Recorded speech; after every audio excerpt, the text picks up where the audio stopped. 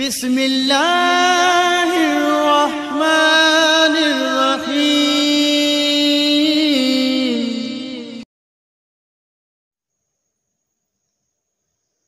رحم اللہ من قرأ الفاتحہ۔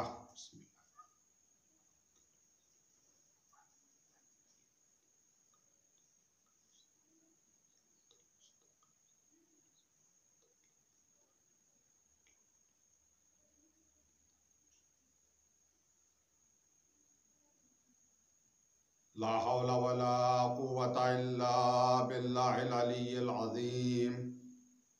أعوذ بالله من الشيطان اللعين الرجيم۔ بسم الله الرحمن الرحيم۔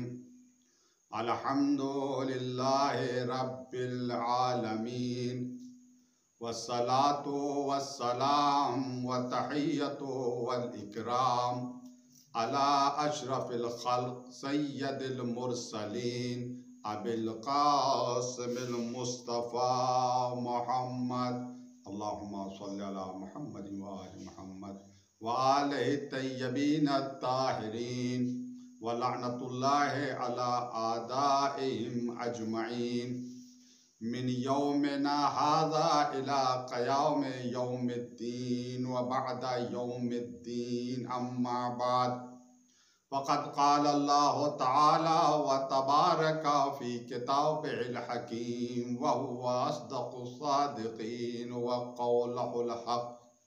بسم الله الرحمن الرحيم۔ ليلة القدر خير من ألف الشهر، صدق اللہ العظیم، صدق اللہ العلی العظیم۔ شہادت مولائے کائنات کی مناسبت سے یہ مجلس عزا منعقد ہو رہی ہے، جس آیہ مجیدہ کی تلاوت کا شرف حاصل کیا گیا ہے۔ اس کا تعلق سورہ قدر سے ہے کہ شب قدر 1000 مہینوں سے افضل ہے۔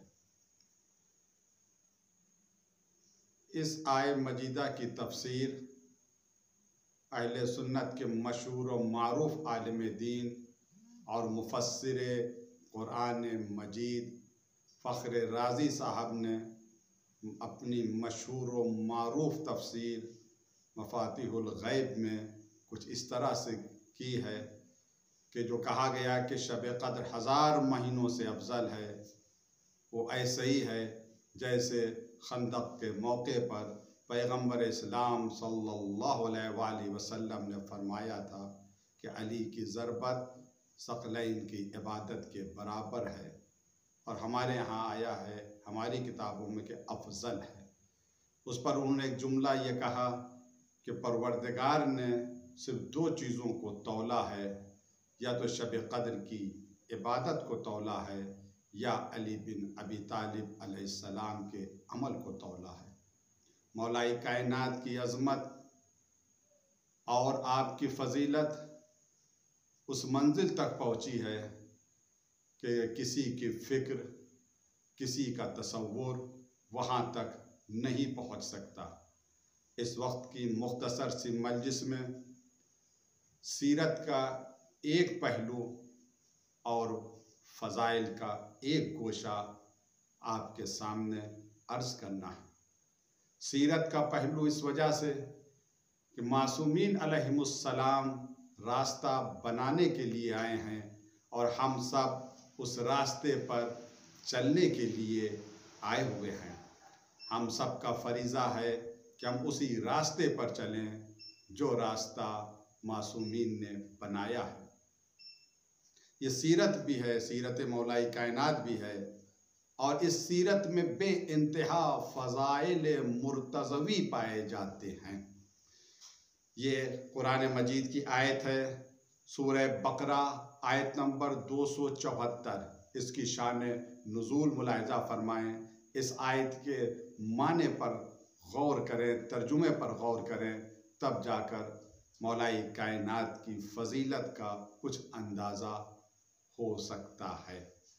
آیہ مجیدہ یہ ارشاد فرما رہی ہے الذین ينفقون اموالهم باللیل والنہار سرا وعلانیۃ، وہ لوگ جو اپنے مال کو خرچہ کرتے ہیں باللیل والنہار، رات میں بھی خرچہ کرتے ہیں، دن میں بھی خرچہ کرتے ہیں، سرا وعلانیۃ، وہ سب کے سامنے خرچہ کرتے ہیں، ظاہر کر کے خرچہ کرتے ہیں اور چھپا کر بھی خرچہ کرتے ہیں، فَلَهُمْ أَجْرُهُمْ عِنْدَ رَبِّهِمْ، بس ان کے لیے اجر ہے ان کے رب کے پاس، اجر اللہ کے پاس ہے، وَلَا خَوْفٌ عَلَيْهِمْ وَلَا هُمْ يَحْزَنُونَ، نہ ان کے لیے کوئی خوف ہے نہ ان کے لیے کوئی غم اور حزن ہے۔ اب شان نزول ملاحظہ فرمائیں کہ اس آیت کی شان نزول کیا ہے۔ شان نزول بیان کرنے کے بعد کچھ نکات میں آپ کے سامنے عرض کروں گا۔ برہان فی تفسیر القرآن جلد نمبر 1 صفحہ نمبر 551 پہ یہ حدیث ہے کہ پیغمبر اسلام حضرت محمد مصطفیٰ صلی اللہ علیہ وآلہ وسلم نے ایک دن مولا کائنات سے پوچھا، یا علی ما عملت فی لیلتک، یہ کل رات تم نے کیا عمل انجام دیا؟ مولا کائنات فرماتے ہیں، قال لما یا رسول اللہ، اے اللہ کے رسول آپ کیوں دریافت فرما رہے ہیں؟ پیغمبر نے جواب دیا، اے علی نزلت فیک اربع معانی، 4 معنی تمہارے بارے میں نازل ہوئے ہیں، 4 معنی تمہارے بارے میں نازل ہوئے ہیں۔ مولا کائنات فرماتے ہیں، قال بے ابی و امی، میرے ماں باپ آپ کے اوپر قربان، کانت مائی 4 دراہم، میرے پاس 4 درہم تھے، فتصدقت بدرہم لیلا، 1 درہم کو صدقے میں دیا رات میں، و بدرہم نہارا، اور 1 درہم کو صدقے میں دیا دن میں، و بدرہم سرا، 1 کو چھپا کر دیا، و بدرہم علانیۃ، 1 کو ظاہر کر کے دیا، سب کے سامنے دیا۔ یہ امام علی کا عمل پروردگار کو اتنا پسند آیا، صرف 4 درہم کو خرچہ کیا ہے، رات میں خرچہ کیا، دن میں خرچہ کیا، ظاہر کر کے خرچہ کیا، چھپا کر خرچہ کیا، مگر اس طریقے سے خرچہ کیا کہ اتنا پسند آیا پروردگار کو کہ یہ آیت نازل ہوئی، الذین ينفقون اموالهم باللیل والنہار، وہ لوگ جو اپنے مال کو دن اور رات خرچہ کرتے ہیں، سرا وعلانیۃ۔ اب یہاں پر کچھ نکات ہیں جنہیں میں آپ کے سامنے عرض کرنا چاہتا ہوں، اس پر تھوڑا سا غور کریں۔ سیرت مولا کائنات ہم سب کے لیے حجت ہے۔ 4 درہم، 1 درہم رات میں خرچہ کیا، 1 دن میں خرچہ کیا۔ کیوں رات میں خرچہ کیا؟ رات میں پیسہ کس مد میں لگایا جاتا ہے، دن میں کس مد میں لگایا جاتا ہے؟ بہت سے لوگ ہیں جو خوددار ہیں، وہ سوال نہیں کرتے ہیں، کسی کے سامنے ہاتھ نہیں پھیلاتے ہیں۔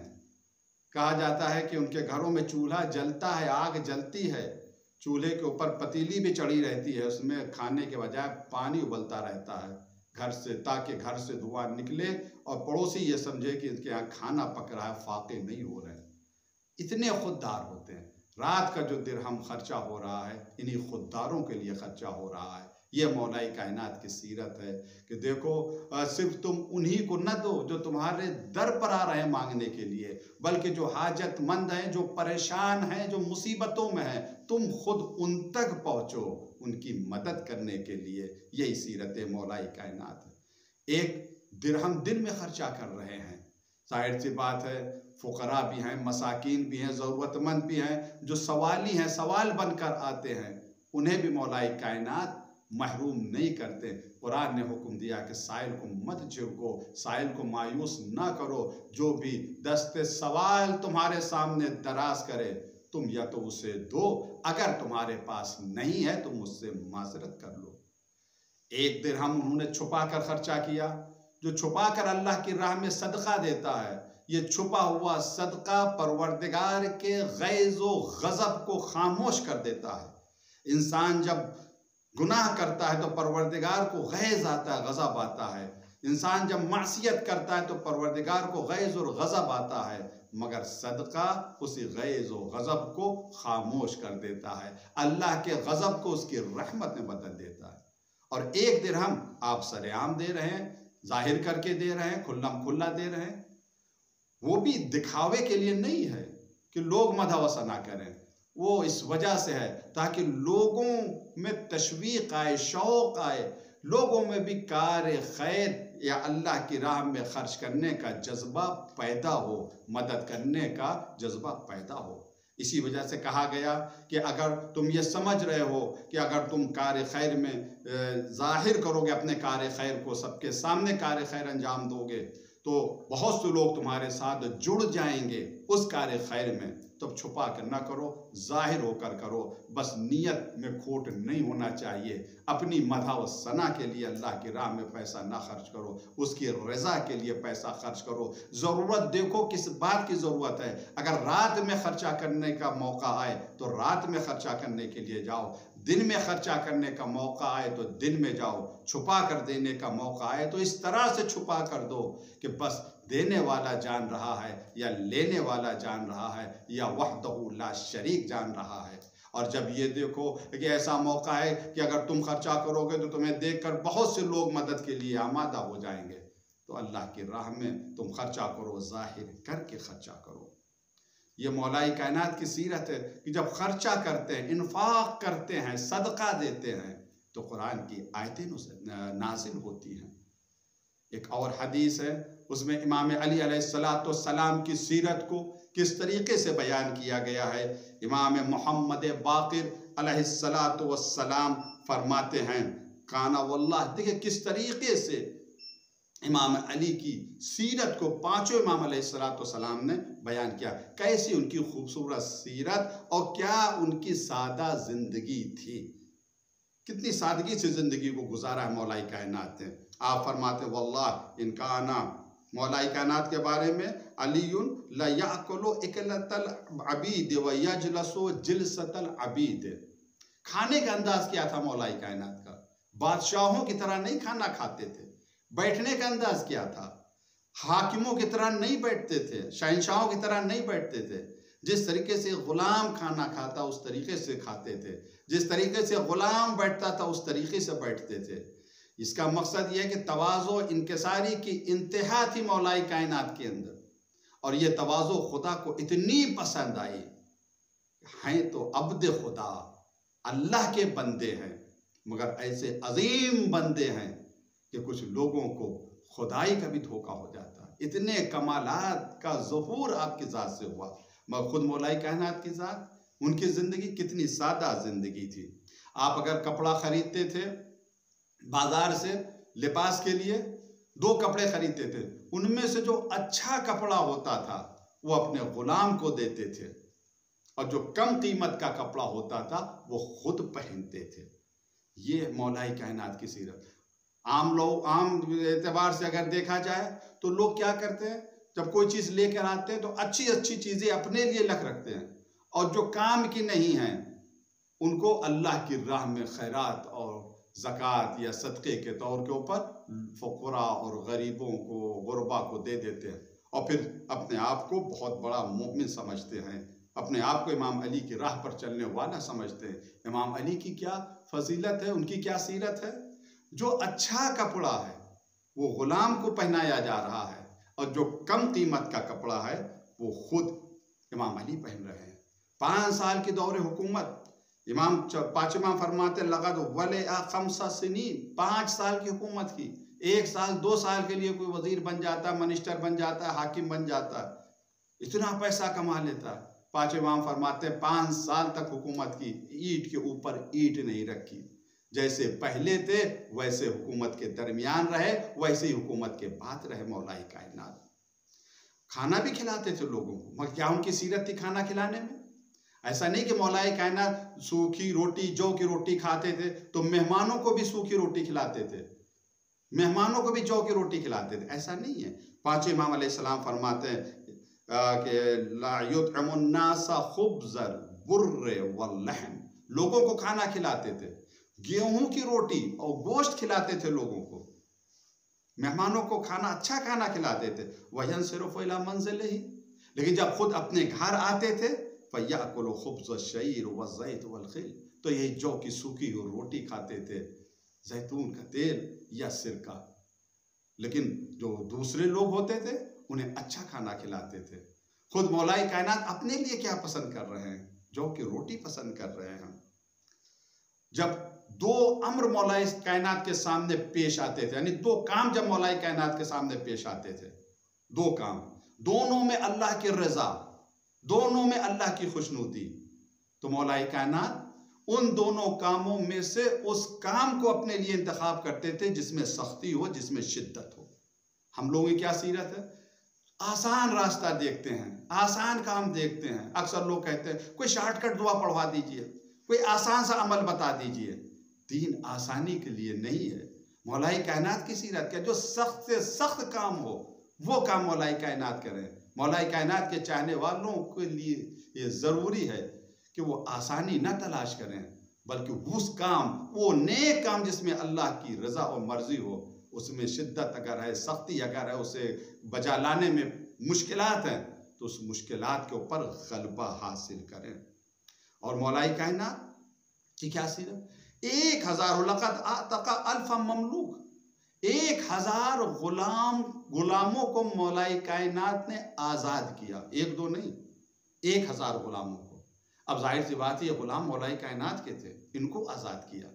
یہ 1000 غلام کو نہیں آزاد کیا، پہلے غلام مولا کائنات کے ساتھ رہا ہے، ان کے گھر میں رہا ہے، اس غلام کی تربیت کی ہے، اس غلام کو اسلام سکھایا ہے، ایمان بتایا ہے۔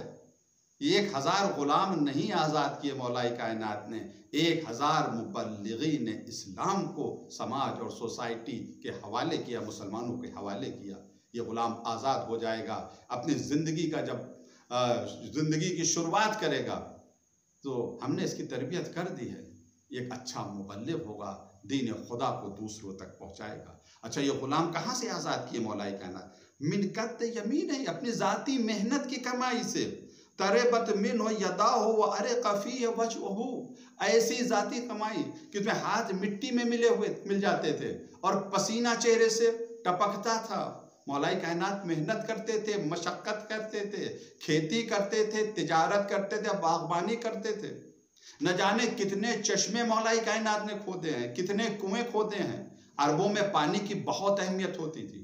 کھجور کے نہ جانے کتنے باغ لگائے، لوگ لگاتے ہیں، باغ لگاتے ہیں، کس کے لیے؟ اپنے لیے، اپنی اولاد کے لیے۔ مولا کائنات نے باغ لگائی، ایک چشمہ جاری ہو گیا، غلام نے آ کے کہا مولا باغ میں بہت زبردست چشمہ جاری ہو گیا، بہت زیادہ چشمہ، پانی۔ اب ظاہر سی بات ہے جب پانی ہوگا تو بنجر زمین زرخیز بن جائے گی۔ بہت ہی اہمیت تھی اس زمانے میں پانی کی، بہت قیمتی شے تھا پانی، خاص کر کھیتی کے حوالے سے۔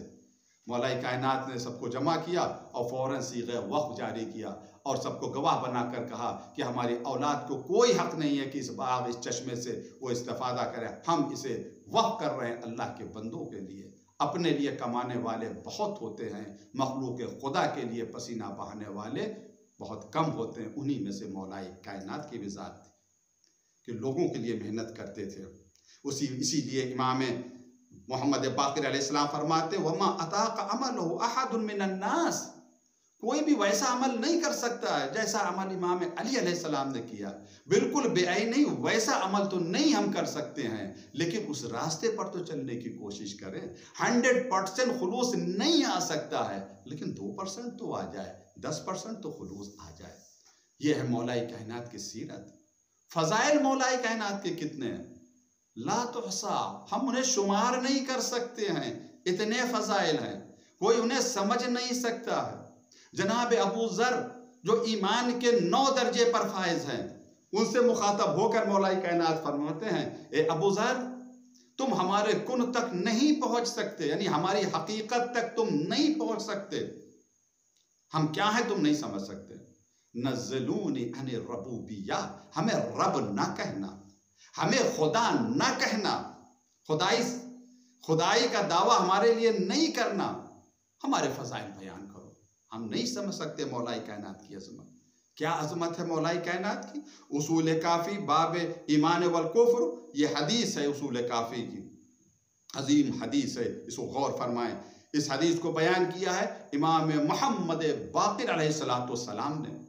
اس حدیث کو اگر کوئی سمجھ لے تو شاید اس کی سمجھ میں فضیلت کا ایک گوشہ آ جائے، اگر یہی گوشہ اس کی سمجھ میں آ گیا تو راہ راست پر آ جائے گا، ہدایت کے راستے پر آ جائے گا، گمراہی کے راستے پر نہیں جائے گا۔ پانچویں امام علیہ السلام فرماتے ہیں ان اللہ عز و جل نصب علیا علما بینہ و بین خلقہ ومن نصب معہ شیئا کان مشرکا۔ پروردگار نے علی کو پرچم کی شکل میں نصب کیا ہے، علم بنایا ہے مولا کائنات کو۔ خود مولا کائنات کس کے درمیان؟ اپنے اپنی مخلوق کے درمیان۔ مولا کائنات پرچم خدا ہیں، علم خدا ہے مولا کائنات، مخلوق اور خدا کے درمیان۔ پرچم کیا ہوتا ہے؟ علم کیا ہوتا ہے؟ اسی پرچم کے ذریعے شناخت ہوتی ہے، علم کے ذریعے شناخت ہوتی ہے، ملکوں کی شناخت ہوتی ہے، پارٹیوں کی شناخت ہوتی ہے، ہر قوم کا الگ الگ پرچم ہوتا ہے۔ پروردگار کا جو پرچم ہے، پروردگار کا جو علم ہے، پروردگار کے علم کا نام علی بن ابی طالب علیہ السلام نصب کیا ہے، اللہ نے نصب کیا ہے۔ امام فرماتے ہیں من نصب معہ شیئا کان مشرکا، جس نے اس پرچم کے ساتھ، اس علم کے ساتھ یعنی مولا کائنات کے ساتھ کسی اور کو نصب کر دیا وہ مشرک ہے، اس نے شرک کیا ہے، اللہ کے حکم میں اس نے شرک کیا۔ علم نصب کیا ہے پروردگار نے، کسے؟ مولا کائنات کو۔ علم یعنی پہچان کا ذریعہ، علامت ہے، خدا تک پہنچنے کا وسیلہ ہے مولا کائنات، خدا تک پہنچنے کا ذریعہ ہے مولا کائنات۔ یہ خدا کے نصب کیے ہوئے علم ہے۔ جب خدا نے بطور علم نصب کر دیا تو نام بھی علی ہے، ذکر بھی ان کا اعلیٰ ہے، بلند ہے۔ کوئی بھی اس ذکر کو نہ ختم کر سکتا ہے، نہ اس ذکر کو کم کر سکتا ہے، اور نہ اس ذکر کو مٹا سکتا ہے۔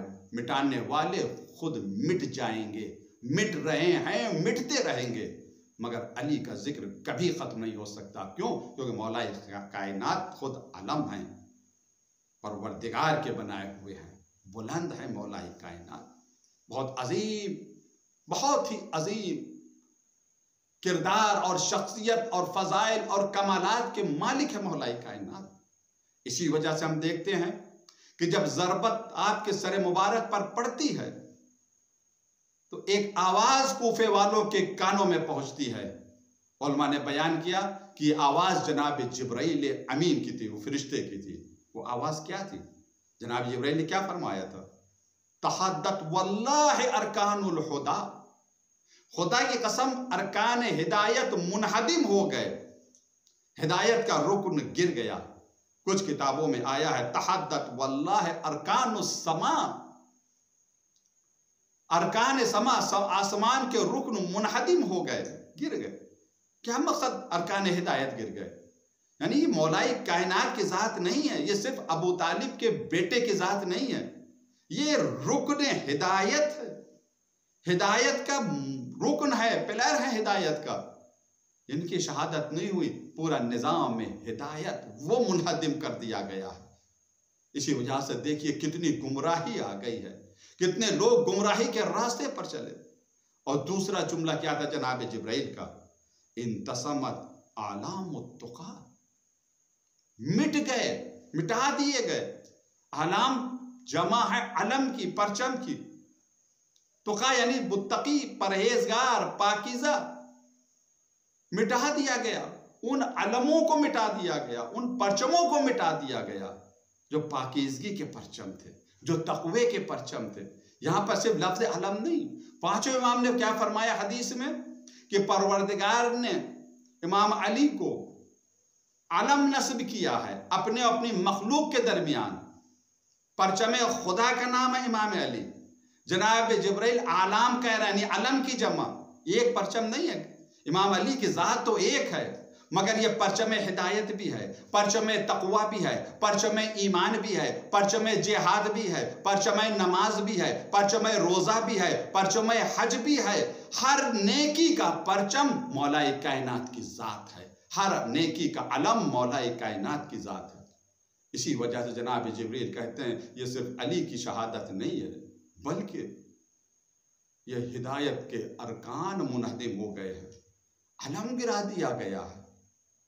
اس شہادت کے ذریعے کتنا نقصان ہوا. اسی وجہ سے کسی نے کہا کہ سب سے خطرناک ضربت جو اسلام کے اوپر یا نقصان دہ ضربت جو اسلام کے اوپر وارد ہوئی ہے وہ ابن ملجم کی ضربت جو امام علی کے سر کے اوپر لگی. یہ اس ضربت نے جتنا نقصان پہنچایا اسلام کو اتنا نقصان کسی نے نہیں پہنچایا. امام علی علیہ السلام پرچم ہدایت، پرچم تقوی، پرچم دین، پرچم ایمان تھی، لیکن کس طریقے سے زندگی گزاری. سادہ سی زندگی مولا کائنات کی، بالکل سادہ سی زندگی. جب 19ویں رمضان آتی ہے سیرت کے حوالے سے ملتا ہے کہ مولا کائنات افطار بیٹیوں کے ہاں کرتے تھے. باری لگی ہوئی تھی بیٹیوں کے ہاں. اس دن کس بیٹی کے ہاں افطار کیا؟ جناب ام کلثوم کے ہاں مولا کائنات افطار پر پہنچے. بیٹی اپنے باپ سے بے انتہا محبت کرتی ہے، بہت چاہتی ہے اپنے باپ کو. افطار کا وقت آیا، جناب ام کلثوم علیہ السلام نے دسترخوان پہ دودھ بھی رکھ دیا، نمک بھی رکھ دیا اور جو کی روٹیاں بھی رکھ دی. دودھ کو دیکھا، بیٹی کو دیکھا، کہا بیٹی کبھی اپنے بابا کو تم نے دیکھا ہے اس طرح کھانا کھاتے ہوئے؟ رسول خدا کے دسترخوان پر ایک وقت میں صرف ایک ہی چیز ہوتی تھی، صرف ایک چیز ہوتی تھی. بیٹی میں اپنے نبی کی اقتداء کر رہا ہوں، ان کی پیروی کر رہا ہوں، دودھ اٹھا لو. شاید ہاتھ بڑا ہو نمک اٹھا کی طرف کہ نمک اٹھا لوں تو بابا دودھ کے ساتھ روٹی کھا لے، مگر یہ تو علی بن ابی طالب، یہ تو امام المتقین ہے، یہ تو وہ ہیں جو زہد کا راستہ بنانے کے لیے آئے ہیں. کہا بیٹی نمک نہیں، دودھ اٹھا لو. مولا کائنات نے افطار کیا، جو کی سوکھی ہوئی روٹی نمک کے ساتھ کھائی اور ساری رات مولا کائنات بے چین رہے. ساری رات بے چین رہے اور مولا کائنات بار بار یہ کہتے رہے قالا فی هذه الليلة وعدنی رسول اللہ بالشہادہ. اسی رات کا وعدہ کیا میرے رسول نے، شہادت کا وعدہ کیا ہے کہ میں شہید ہو جاؤں گا، اس صبح میں شہید ہو جاؤں گا. ثم قال، پھر مولا کائنات کیا فرماتے؟ اللہم بارک لی فی الموت، اے میرے اللہ میری موت کو بابرکت موت بنا دے. پھر اس کے بعد مولا کائنات بار بار یہی کہتے رہے انا للہ و انا الیہ راجعون، لا حول ولا قوت الا باللہ العلی العظیم. ویقرأ سورہ یاسین، سورہ یاسین بھی پڑھتے رہے. دھیرے دھیرے رات گزرتی رہی. لیجئے صبح کا وقت نزدیک آ رہا ہے. امام علی گھر سے نکلنے لگے. کچھ مرغابیاں جناب ام کلثوم کے گھر میں پلی ہوئی تھی، مرغابیاں سامنے آ گئی، امام علی کا راستہ روکنے لگی. نہ جانے اپنی زبان سے کیا کہہ رہی تھی. شاید یہ مرغابیاں کہہ رہی ہوں مولا مسجد میں نہ جائیے گا ورنہ سب یتیم ہو جائیں گے. کچھ آگے بڑھے، شاید جناب ام کلثوم آگے بڑھی ہوں یا امام حسن کوئی آگے بڑھا ہو کہ مرغابیوں کو ہٹا دے. مولا نے کہا چھوڑ دو انہیں، ابھی تو ان کی چیخیں ہیں، ان چیخوں کے بعد نوحوں کی آواز بلند ہوگی. امام حسن اور جناب ام کلثوم دونوں کہتے ہیں بابا آج کی رات آپ مسجد نہ جائیے. سمجھ گئی بیٹی کہ بابا مسجد جا رہے ہیں تو کوئی خطرہ ضرور ہوگا، بابا آج کی رات آپ مسجد نہ جائیے. کہا نہیں بیٹی مجھے جانا ہے، وعدے کا وقت آ گیا ہے. امام حسن ساتھ میں چلنے لگے. کہا بیٹا میں حق کی قسم دے رہا ہوں تم گھر واپس چلے جاؤ، میں تنہا مسجد میں جاؤں گا. امام حسن مجبور ہو گئے، گھر واپس آ گئے. امام علی مسجد میں آئے، نافلہ پڑھا، اذان دی. ابن ملجم منہ کے بل سو رہا تھا، اسے اٹھایا. کہا ایسے نہیں سوتے، اس طرح شیطان سوتے ہیں، مجھے پتا ہے کہ تیرا قصد کیا ہے. لیجئے امام المتقین محراب میں آئے، نماز شروع ہوئی. علی کا پہلا سجدہ تھا کہ ابن ملجم کی تلوار سر مبارک پر پڑی. اب جیسے ہی ضربت پڑی امام علی کے منہ سے جملہ نکلا بسم اللہ بسم اللہ وعلی ملت رسول اللہ وفزت برب الکعبہ. رب کامیاب ہو گیا۔ عزادارو خدا آپ کو کسی غم میں نہ رلائے، سوائے اہل بیت کے غم میں 19ویں رمضان شہادت مولا کائنات۔ آج بڑی بے کسی کے عالم میں ہم اس شہادت کو منا رہے ہیں، مسجد میں نہیں جا پا رہے ہیں، تابوت نہیں اٹھا پا رہے ہیں، نجف کا رخ کر کے آواز دے مولا ہم لوگوں کا پرسہ قبول کرے، اپنے چاہنے والوں کو معاف کرے۔ روایت میں آیا ہے امام علی نے ایک مرتبہ مٹی اٹھائی، خاک اٹھائی، خاک کو اپنے سر کے اوپر ڈالتے رہے اور گریا کرتے رہے۔ امام حسن علیہ السلام آ گئے، کہا بیٹا پہلے نماز پڑھاؤ، نماز پڑھائی گئی۔ اب اس کے بعد زخمی امام علی کو گلیم میں رکھا گیا، ایک کمبل میں رکھا گیا اور لے کر گھر کی طرف چلے ہیں۔ عجب منظر ہے، بیٹے ہیں، اصحاب ہیں، امام علی کو لے کر گھر کی طرف آ رہے ہیں۔ مجھے ایک اور منظر یاد آ رہا ہے کہ ایک علی کو لے کر حسین آئے، مگر وہ علی کیسا تھا جس کا سینہ زخمی تھا، لاش کے ٹکڑے ٹکڑے تھے۔ میرا دل چاہتا عرض کروں اے میرے مولا آپ زخمی تھے، سر زخمی تھا، گھر میں پہنچے بیٹیوں نے دیکھا، ہائے کربلا۔ جب علی اکبر خیمے میں آئے زینب نے زخمی سینہ دیکھا، لیلا نے کٹے ہوئے جسم کے ٹکڑے دیکھے۔ اے میرے لال، اے علی اکبر، میں کیسے صبر کروں؟ سیعلم الذین ظلموا انا للہ و انا الیہ راجعون۔ الہی بحق زہرا و ابیہا و والہا و بنیہا و سر المستودعین، پروردگار ہم سب کی عبادت کو قبول فرما۔ پروردگار سے واسطہ محمد و آل محمد کا، پروردگار ان آنسوؤں کا واسطہ جو ہمیں مولا کائنات میں نکلے، ہم سب کے گناہ صغیرہ و کبیرہ کو معاف فرما دے، مشکلوں سے ہم سب کی حفاظت فرما، مشکل کشا مولا کائنات کے طفیل اور صدقے میں۔ پروردگار کرونا وائرس کے شر سے ہم سب کی حفاظت فرما، لاک ڈاؤن کی وجہ سے جو لوگ پریشان ہیں ان کی پریشان حالیوں کو دور فرما، ہم سب کے رزق میں عمر میں برکت عطا فرما۔ ہمارے اعزاء اقربا خصوصاً والدین مرحوم دنیا سے جو گزر چکے ہیں، پروردگار ان سب کی مغفرت فرما۔ بہت سے مومنوں نے دعاؤں کی درخواست کی ہے، فون بھی بہت آئے ہیں کچھ لوگوں کے، پروردگار سب کی نیات سے واقف ہے، سب کی مصیبتوں کو دور فرما دے، پریشانیوں کو دور فرما دے، بیماروں کو شفا عطا فرما دے۔ جو پردیس میں پروردگار صحیح و سالم اپنے وطن اپنے گھر والوں کے پاس پہنچ جائیں۔ میرے اللہ ظہور امام زوں میں تاجیل فرما، ہمیں اتنی توفیق دے اپنے امام کو پہچان سکیں، ان کی اطاعت کر سکیں۔ اللہم تقبل منا انک انت السمیع العلیم۔